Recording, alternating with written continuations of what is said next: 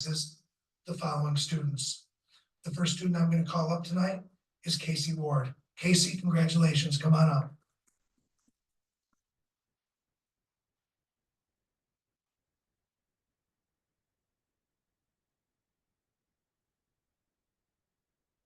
Congratulations.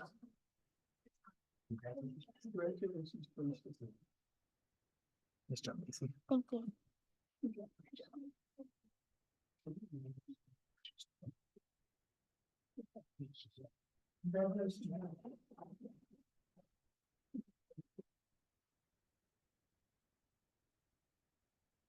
Next, we have Evan Gansworth. Evan.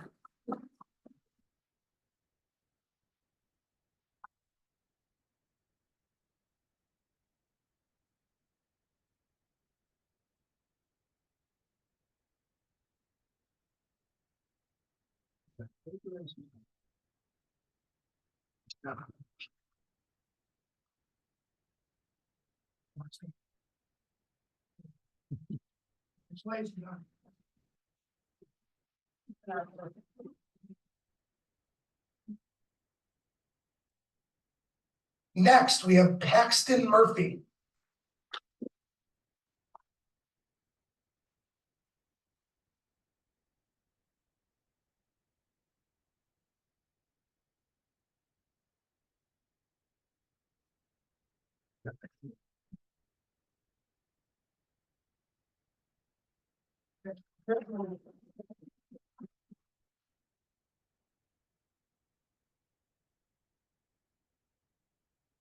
Next, we have Ashton Amons.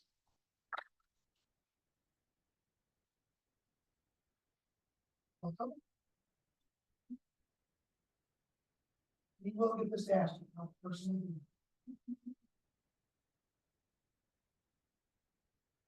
Next, we have Gianna Fiorella.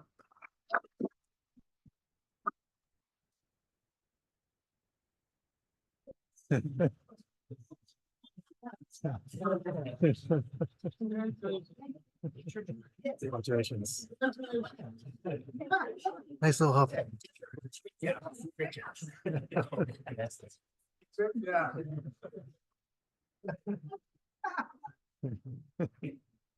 That's great.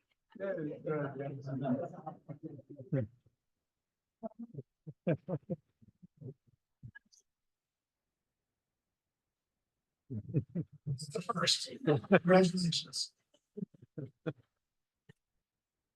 And it was awesome too. And next, we have Logan Senek. Logan.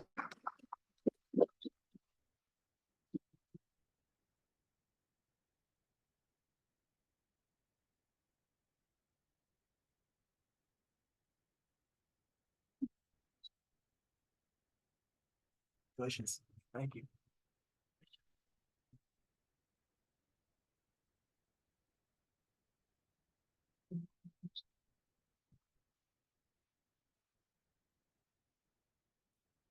So join me one more time in honoring all of our recognition winners.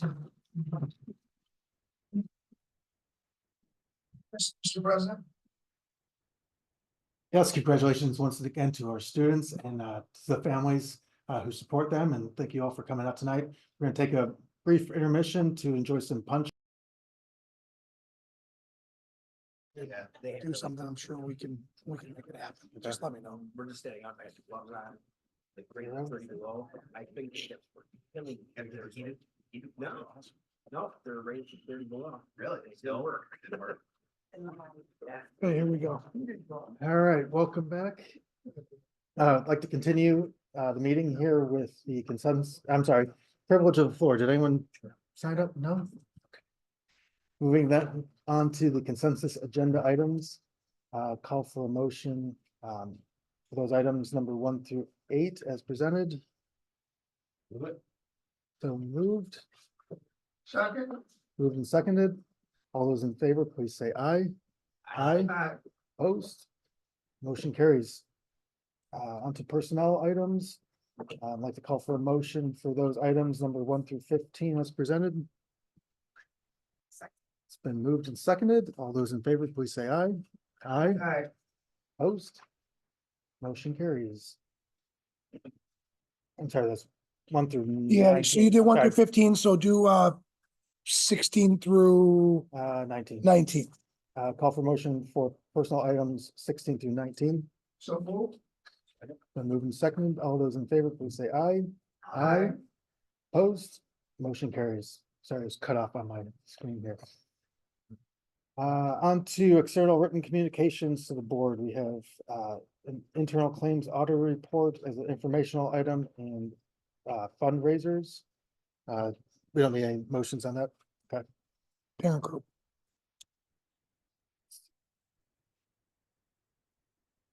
Ex officio member is not here tonight, so we will go to President's report. I don't have anything tonight other than congrats to our Falcons of the Month.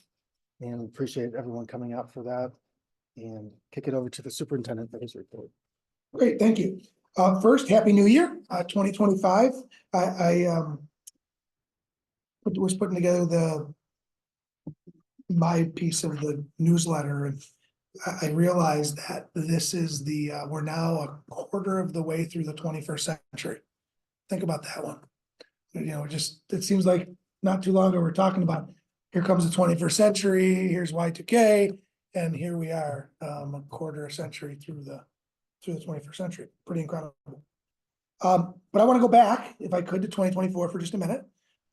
On this December 17th, 18th, and 19th, I just want to congratulate our student performers.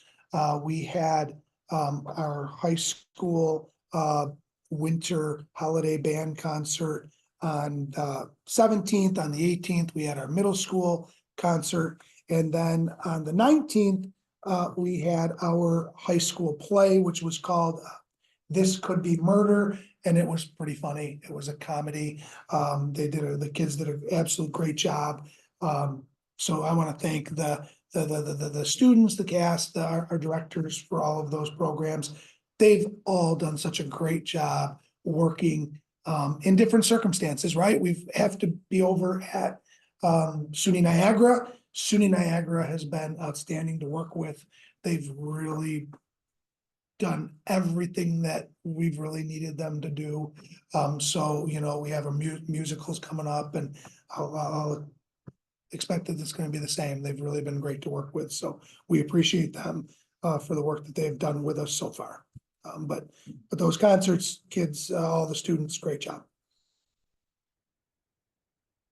At our next meeting, our February 5th meeting, I should have the 25-26 draft calendar for everybody to look at, the school calendar. Tomorrow, the joint management team, which is comprised of our BOCES and 3 other of our closest BOCES, they will be finalizing the joint management team calendar. So once we have that, I'll share that again with all of you. I've only had a draft of it so far that I've shared with you, but once that's finalized, then we can bring that to the board. On January 15th, we'll be giving a presentation to the Niagara River Greenway Committee related to the host community monies that we're asking for the work along Cayuga Creek, and also the new playgrounds at our 3 elementary schools, meaning Colonial Village, Eric Road, and West Street. Tuscarora is also getting a new playground. However, that's not with host community monies. That's actually with some monies that have been set aside through our request during the capital call letter that we asked for funding for a playground for Tuscarora School, and that's funded directly by New York State. So within the next calendar year, maybe calendar year and a half, because all this stuff has to go through the education department, the approval, once we get approval from Greenway, we should have new playgrounds at all of our facilities. So we're certainly excited about that. You should have received a flyer. I think Renee had shared with you for the Niagara Orleans School Boards Association Legislative Breakfast. This year, that's going to be held at Niagara Falls High School. It's on January 25th. It starts at 8:30 in the morning. Usually we're out of there by 11. There's a breakfast. followed by a presentation by some superintendents, and then the legislators, that they speak about topics connected to the budget, and then we wrap it up. So that's an annual breakfast. So there is an RSVP date on there. Renee, do you know what that date is? Okay, January 17th. Thank you very much. January 17th. I plan on going. I'm one of the ones who helps present, so I know we've usually have a pretty good contingent. That's our opportunity to meet with, talk to, and present to our legislative reps. We're now entering the budget season. At our next board meeting, we will, as of right now, Dr. Rick Timms will be coming to do a presentation. He is our financial consultant. He helps us with our long-range planning. So, really what he does is he takes our annual financial reports from multiple years, and then he says, here's where you're trending.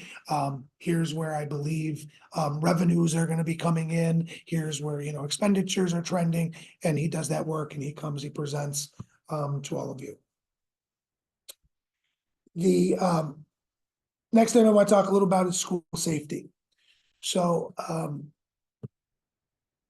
everybody here knows how serious we take that. One of the areas that we've really focused on, and last year and this year, is the reunification process. So should we have to evacuate for any reason a building, that reunification to families is really important, and making sure that that's as seamless as it possibly can be in a crisis situation. We've had some opportunities to test that, right? Last year when Eric Road had to be evacuated because of the flooding, we brought all the students here, and we were able to go through that reunification process. We did reunification process from this school this year when we had the accidental lockdown, right? That would have looked very different though, had we had to leave this building, go to another site and do and conduct a reunification. We've done a lot of planning in this area. Tom Stack is actually taking the lead on this. When any event would occur, I'm going to be wherever that scene is, right, as part of the incident command. If it's a situation where we know we're going to be evacuating to another place, Tom will then be the first person on scene there to kind of get that process and the setup all in place. So, again, we've done a lot of work. The good news is this. The I Love You Guys Foundation has put out a lot of information that we've been able to pull from and use. We've always had a plan, but we're really trying to get this so that it's as tight as it can possibly be. And the Raptor system that we have has technology that is really slick and allows this process to happen by everybody who has a phone or a device that works for the school that's in that area, be part of reunification, being able to play a role. So as you can imagine, during reunification, parents come, you need somebody checking them in. At the other side, you need to check that, okay, that kid is there. Now you need somebody to run that kid, and then you need somebody to hit the button to reunify. We can do all of that in this app, and it's really incredible. I don't know, I wouldn't say that we're piloting it. I know we're like, one of the first in the area that's using it for the reunification. It's what drew us to the Raptor app. So that's our next step. And it's really the final phase of like all of the safety work that we're doing, that we feel like we're really getting our teeth into a way that's really important to us. We've done that with everything else. We don't feel like we have all of that stuff figured out. Don't get me wrong. We're constantly trying to do more work in that area, but this is the one area that we're really spending some extra time on. The high school today received the first phase of the training. Each school is going to get the first phase, and then we'll come back with the second phase, which is actually utilizing the app. Okay, and we'll do that. So I wanted to share that with everybody. Really great news we found out this week. really two great pieces of news. Kara Kirk, who runs our Family Support Center, said she should buy a lottery ticket this week because we found out two things. One, the United Way is recognizing our district. As a result of Niagara Wheatfield's Family Support Center, it's been chosen to receive the United Way of Greater Niagara Shining Star Award this year. So we're really excited about that. We also found out that the town of Niagara, thank you very much, for the second year in a row is providing a grant to the Family Support Center for the work that they're doing, and then that'll help go a long way with our families. So some really great stuff there. The last thing I have for tonight is a big congratulations to our boys wrestling team that this past weekend they won the Section 6 Division I dual championship. So congratulations to our wrestling team. That's it.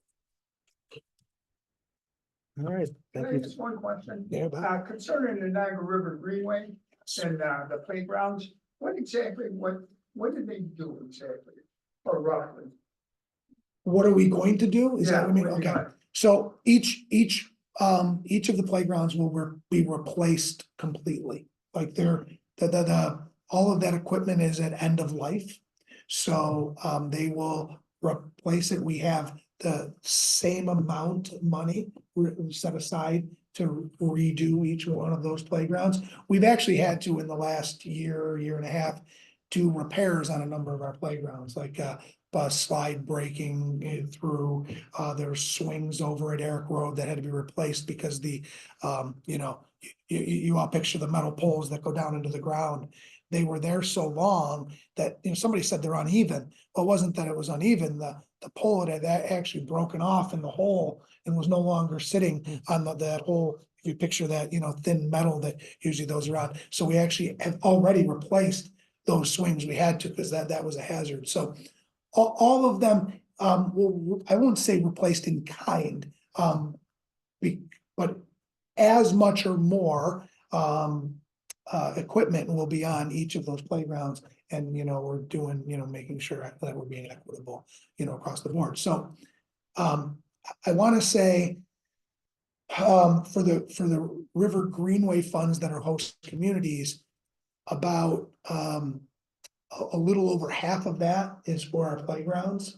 And then the other half is going to be for the work along Cayuga Creek, which is building up that educational zone that'll be kind of like a boardwalk.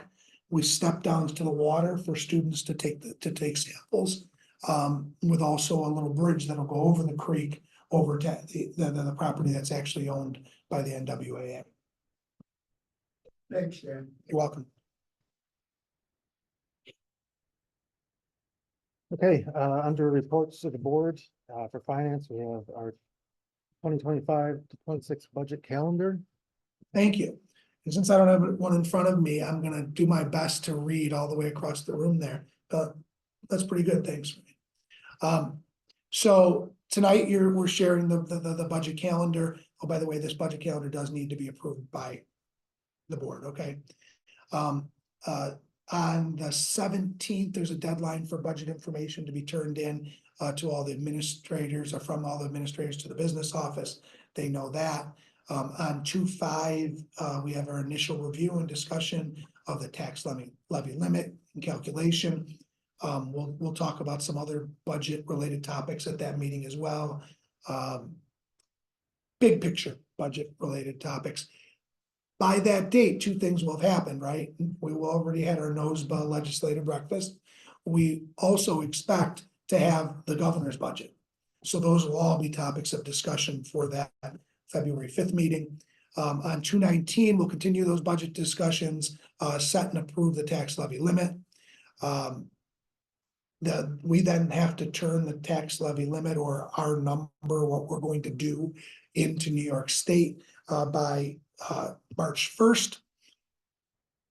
On the 5th of March, we will have revenue and fund balance projections. We'll have some of our departments will be here to present. You see technology, buildings, facilities, transportation, athletics. food service. I don't know if there's anything else to the right there, but those groups, those departments will come here to present their budgets to all of you. On 3/19, we'll present what is the preliminary budget, for approval. And then on 4/2, we'll have a special meeting. We actually have to have that special meeting. It's called a special meeting, and budget workshop. We'll continue to review the process, of the budget process. And then 4/16, the adoption of the budget and property tax report card, which is then due to SED on the 28th of April. On April 21st, that's the last day to file petitions for the Board of Education candidacy. And thank you, Ryan. On the 22nd of April, the choosing of the ballot order takes place. On the 29th of April, the budget statement is to be made available to the public. On May 6th is the last day to hand out early voter application forms, if the ballot's gonna be mailed. And then we have our Board of Education meeting, which is actually our budget hearing, and that's an official budget hearing on May 7th. And on May 14th, the budget notice has to be mailed, and on May 20th is the actual budget vote in school board election. So that's the calendar that we're presenting to you. Some of those are, of course, fixed dates with the state, but if there's anything there that you feel like you need to do anything with or change, that would be the time. Do we need a vote on that tonight or next? Well, you could. I just know they have a couple people. What, not what's, here. well, yeah, what's, could you go back, Brian? I'm sorry. Could you go back? So for deadline for budget information is in school. Initial review and discussion of tax levy. No, there would be nothing that would force you to adopt it today, I don't think. Renee, you don't know if there was a date that the budget calendar. It had to be approved, it was supposed to be approved for tonight. I think there is a date. So here's what I'd recommend. Act on the budget calendar, on the budget calendar. If the group has any dates there that need to change, we'll just amend it and do it again. That's probably the best bet. Because I know, as I was thinking about it, I know that there is a date for it. Thank you. Okay, let's go ahead. Oop, Looking at the dates up until May, it should not conflict with any of ours, that first meeting of the month. Good. Just for the, as far as the town. Good. I don't know about your personal schedules. Okay, we'll take a vote and then if anyone does have any issues, let me know. So I'll go ahead and call for a motion to adopt the 2025-26 budget calendar. Somebody make a motion? So move. It's been moved and seconded. All those in favor, please say aye. Aye, opposed. Motion carries. Okay, any items for board discussion? Old business? New business? No public comments, looks like, no one signed up. Any board member comments tonight? Okay. With that, I'll call for a motion to enter back into executive session for the purpose of